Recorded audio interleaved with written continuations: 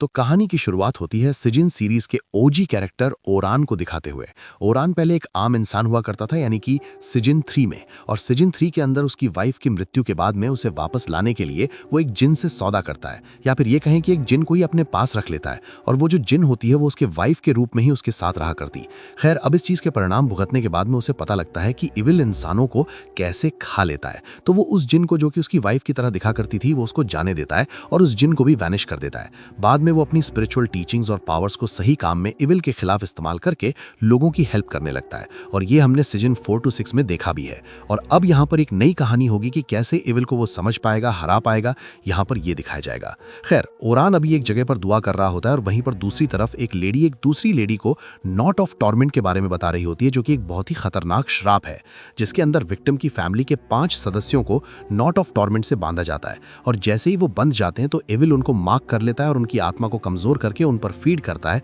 उनको खाने लगता है, और अंत में इविल उनको पूरी तरह से निगल जाता है। और कर्ज भेजने वाले को भी इसका थोड़ा बहुत परिणाम भुगतना पड़ता है। मतलब कि ये कर्ज ऐसा है कि जो सामने वाले परिवार के 5 लोग होंगे उनको तो वो खाएगा ही, साथ ही साथ ये इतना ज्यादा खतरनाक कर्ज होता है कि जो इसको इस्तेमाल करता है, यानी कि जो इसको करवाता है, उसकी भी जान पर रिस्क रहता है। तो इसको इस्तेमाल करने के लिए कोई बहुत ही बड़ी वजह या फिर बहुत बुरा इरादा होना चाहिए कि मतलब सामने वाला मरने मारने को तैयार रहे। और तभी एक बहुत ही शॉकिंग सीन आता है कि हम एक लेडी को देखते हैं जो कि एक ऊंचाई वाली जगह से कूदकर खुद को खत्म कर लेती है। मीनवाइल ओरान अपने घर पर होता है, जिसको अचानक से एक अंधेरा साया दिखाई देता है जो कि उसे एक रास्ते पर ले जाने लगता है। यहाँ पर ओरान एक नर्सिंग होम या फिर हॉस्पिटल जैसी जगह पर बहुत सारी बूढ़ी महिलाओं को देखता है जो कि अजीब सी हरकतें कर रही थी। ये सब देखकर उसे काफी अजीब लगता है और वो समझने की कोशिश करता है कि आखिरकार ये साया है क्या और ये साया किस चीज का है और वो उसको क्या दिखाना चाहता है। जिसके बाद वो एक रूम में पहुंचता है जहां पर उसे चादर से की हुई 5 लाशें मिलती हैं, और ये देखकर वो सोच में पड़ जाता है। वहीं पर वो साया जो था वो भी अभी के लिए वहां से गायब हो गया था।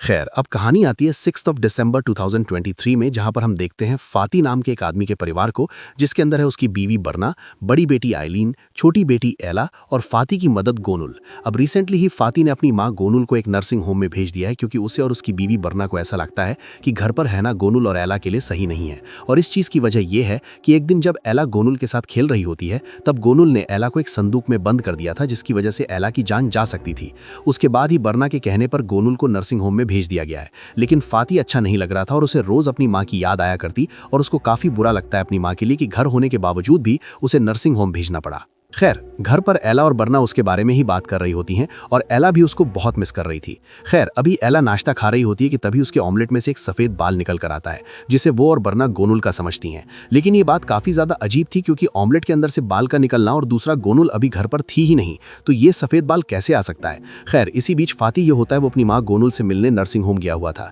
जहां पर वो उनसे बात करता है और उसे एला की वीडियो दिखाता है, जिसके अंदर वो गोनुल को याद कर रही होती है, जिसको देखकर वो थोड़ी सी इमोशनल हो जाती है, लेकिन बाद में चिल्लाकर वीडियो बंद करने के लिए बोल देती है। खैर, अब उस दिन की कहानी हल्की हल्की सामने आती है कि आखिरकार खेलते वक्त हुआ क्या था। तो गोनुल अपने रूम में थी और एला वहां पर रखे हुए संदूक के अंदर छुपकर खेल रही थी। तभी उस संदूक का जो लॉक होता है वो स्लाइड होकर अपने आप ही लॉक हो गया था, जैसे कि कोई लैच बंद हो जाता हो। अब बरना आकर एला को देखती है और उसको ऐसा लगता है कि ये सब गोनुल ने किया है, जबकि असल में ये पूरा का पूरा एक हादसा था। अब दूसरी ओर हम आइलीन को देखते हैं, जो कि अपने बॉयफ्रेंड मैरथ के साथ रहती है। शाम को वो उससे बात कर रही होती है। असल में यहाँ पर जो आइलीन है वो जॉब ढूंढ रही है और मैरथ उसको अपनी कंपनी में आने के लिए कहता है, लेकिन वो अपने दम पर कुछ करना चाहती थी। खैर, इसी बीच मैरथ जो होता है वो आइलीन को बताता है कि उसके पिता फाती यहाँ पर उससे मिलने आए थे और वो ये पूछ रहे थे कि कहीं वो आइलीन को चीट तो नहीं कर रहा, जिसको सुनकर वो गुस्सा हो जाती है कि फाती यानी कि उसके पिता को उसके मैटर्स में नहीं बोलना चाहिए। अब रात को हमें फाती को दिखाया जाता है, जो कि अपनी बीवी बरना से अपनी मां गोनुल के बारे में बात कर रहा था कि वहां पर उनको रखना अच्छा नहीं लग रहा है, जिस पर बरना कहती है कि उसे अभी 2 हफ्ते ही हुए हैं गए हुए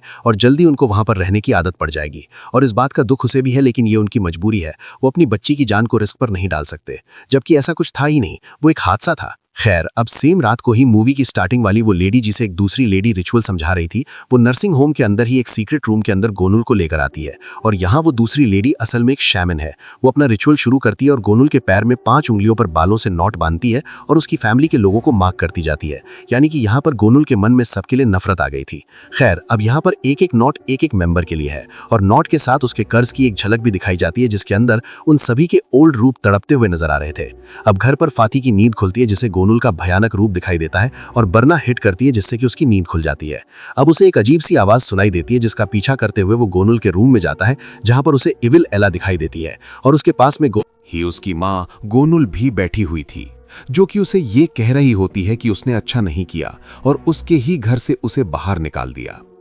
अब ये सारी बातें सुनकर और नज़ारा देखकर फादर डरने लगता है कि तभी वहां पर बरना आ जाती है, जो कि उसको संभालती है और वो होश में आता है तो वहां पर कुछ भी नहीं था।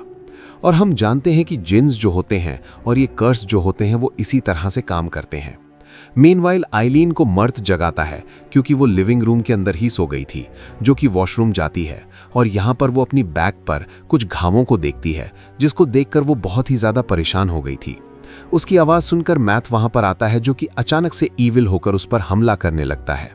लेकिन अगले ही पल वो होश में आती है तो मर्द भी सही था और उसकी बैक पर भी कोई निशान नहीं था, यानी कि कोई घाव ही नहीं था। इसी बीच ओरहान जो होता है वो अपने विजन्स के बारे में सोच रहा होता है और उस शैडो के जरिए देखने की कोशिश करता है कि आखिरकार चल क्या रहा है। यहाँ पर वो खुद को उसी नर्सिंग होम में पाता है जहाँ पर एक रूम के अंदर 5 सड़ चुकी लाशों के बीच उसके मास्टर की लाश रखी हुई थी और उन्हें नर्सिंग होम के पेशेंट्स परेशान कर रहे थे, यानी कि ये शायद से किसी तरह का हिंट होता है। अब अगले ही दिन ओरहान अपने मास्टर से मिलने नर्सिंग होम में जाता है और अब तक दिसंबर 7, 2023 की डेट आ गई थी।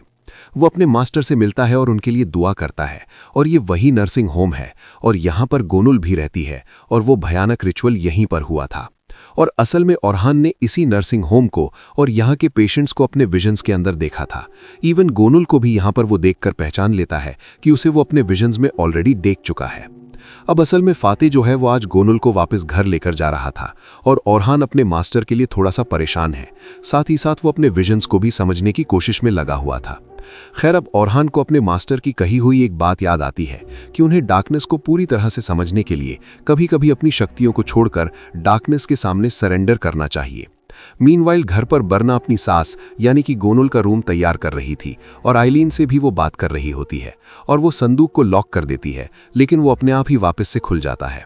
अब बरना जो होती है वो संदूक को बेसमेंट के अंदर रखने जाती है, लेकिन तभी उसे गोनुल और एला का ईविल रूप हॉन्ट करने लगता है, जिससे कि वो बहुत ही ज्यादा डर गई थी।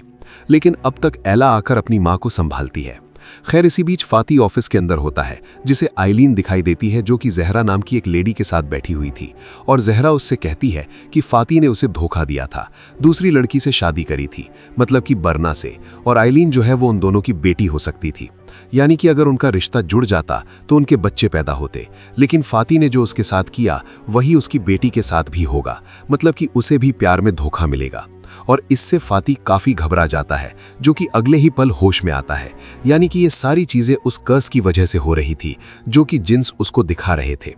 खैर, इसी बीच आइलीन जो होती है वो मर्द के साथ मूवी देखने गई थी और यहाँ पर उसे जहरा दिखाई देने लगती है। वो उसको हॉन्ट करती है, जिसको मर्द होश में लेकर आता है। अब दूसरी ओर फाती गोनुल को घर ले आया था, जिसके आने से सब बहुत खुश थे और उसे रूम में सुलाकर बरना एला को सुलाने ले जाती है। अब वो उसे कहानी सुनाकर सुला देती है और फिर गोनुल के रूम में जाती है, जहां पर उसे गोनुल हॉन्ट करो कि ये बोलती है कि उसे कभी गोनुल को नर्सिंग होम नहीं जाने देना चाहिए था। खुद को संभालकर वो अपने रूम में आती है कि तभी उसे एला के चिल्लाने की आवाज सुनाई देती है, जिसको ढेर सारे घोस्ट हॉन्ट कर रहे थे। वो एला को संभालती है और बाहर फाती को जहरा का भूत दिखाई दे रहा था, जो कि एला, आइलीन और गोनुल के साथ थी, और ये कहती है कि वो फाती के पूरे परिवार को तकलीफ देगी, जिससे कि वो बहुत परेशान हो जाता है।